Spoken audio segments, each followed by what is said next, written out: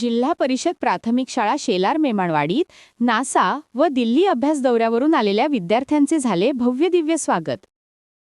पुणे जिल्हा परिषद व आयुका यांच्यामार्फत झालेल्या नासा व इस्रो उपक्रमांतर्गत जिल्हा परिषद प्राथमिक शाळा शेलार मेमाणवाडीच्या 4 विद्यार्थ्यांची आयुका येथील मुलाखतीसाठी निवड झाली होती.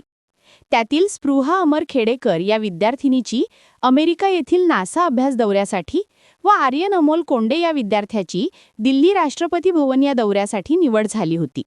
यासाठी विद्यार्थ्यांना श्री अमर धर्माजी खेडेकर व धनश्री माणिक पासलकर या शिक्षकांनी बहुमूल मार्गदर्शन केले होते.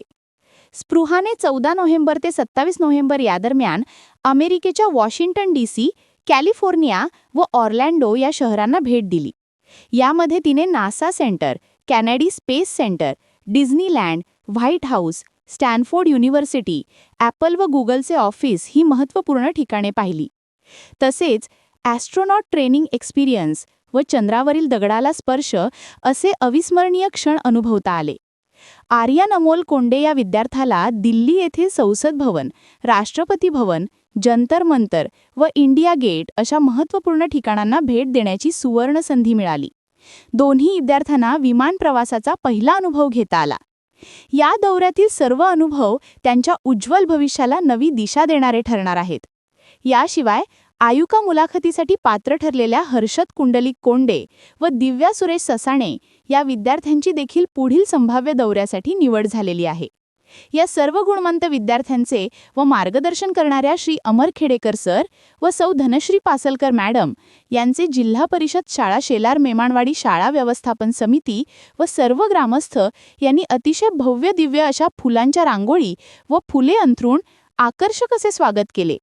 ग्रामीण भागातील जिल्हा परिषद शाळेतील विद्यार्थ्यांच्या भविष्याला कलाटणी देणारा हा नाविन्यपूर्ण उपक्रम ज्यांच्या कल्पनेतून पूर्णत्वास गेला अशा आपल्या अष्टपैलू व्यक्तिमत्व असलेल्या पुणे जिल्ह्याच्या मुख्य कार्यकारी अधिकारी माननीय श्री गजानन पाटील साहेब यांचे विद्यार्थ्यांनी आभार मानले व असा स्तुत्य उपक्रम पुढेही सुरू राहावा असे मनोगत व्यक्त केले.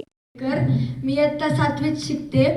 तर सर्वात आधी मी आपले पुणे जिल्हा परिषदेचे CEO माननीय श्री गजानन पाटील साहेब, आपले शिक्षणाधिकारी माननीय श्री संजय नायकडे साहेब व आपले कमिशनर यांचे खूप खूप आभार मानते, कारण त्यांनी आम्हाला ही संधी दिली.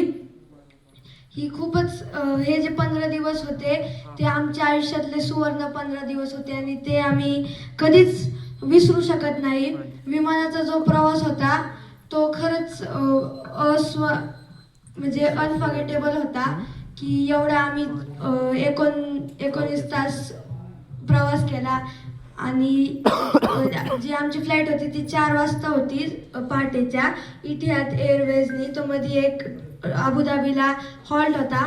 अबुधाबीचं एअरपोर्ट सुद्धा खरंच खूप सुंदर होतं, खूप मोठं होतं आणि तिथं जे सगळे कामं चालतात ते खरंच खूप सिस्टमॅटिक असतात, म्हणजे चेक इन किंवा इमिग्रेशन.